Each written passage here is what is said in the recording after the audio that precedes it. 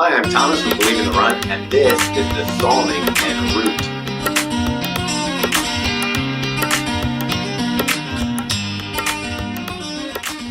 Salming is a running company based out of Sweden that now has moved over to the US. A lot of people know them from racket shoes, but now they're getting into running. And up until now, I haven't really loved their running shoes. There is one exception, the Distance 4, the D4. And if you saw our review on that, or my review on that earlier this year, you know I really liked that shoe. It was a really nice trainer. It reminded me a lot of the Nike Pegasus in that the things that I liked about that for a daily trainer, but what was great is it actually weighs less. So the enRoute comes in at a 9.5 ounces for a size 10.5.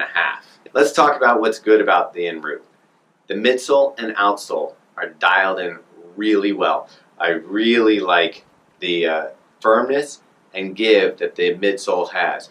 I found it to be very forgiving and not too rough on the legs, but at the same time firm enough so that when you want to pick up the pace, you could. It's just fun to run and it's smooth through the transition. So before I knew it, I was picking up the pace, and maybe on some of those runs where I was supposed to be keeping my heart rate down and keeping the pace a little bit slower, I was probably going a little too fast. But it was just because it's a fun shoe to run in. The transition is smooth.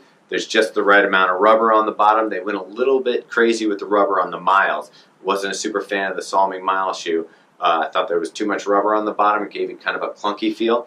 Well, this has the right amount of rubber, and you can see I put about 200 miles, between 150 and 200 miles on there, and you can see that this is about the only damage I did to the shoe on the lateral side, and I don't really blame Salming for that because I just tear up shoes on the lateral edge, period. So to continue with the things that I like, the upper fit really well. It's very breathable mesh up front.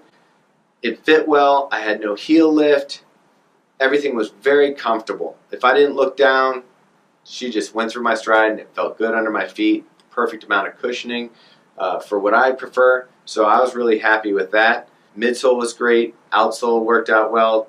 Traction was good. Toe off felt right. Okay, so things I didn't love about the shoe is mostly design in the shoe. And it's mostly that when I look down, I like to see something that looks fast. And as you can see, it kind of looks thick through the collar here. I feel like if you look at the bottom, you can see how it's cut in. But as you look through the top, you see how it's not. And I think that if they just sculpted this a little more, maybe brought this in, that it would have given me that running shoe look that I like when I look down. Sort of that hourglass, a little thinner in here. Instead, you get a puffy collar, puffy tongue, really adds a lot of volume through the shoe here and here. That's something I didn't love about the shoe.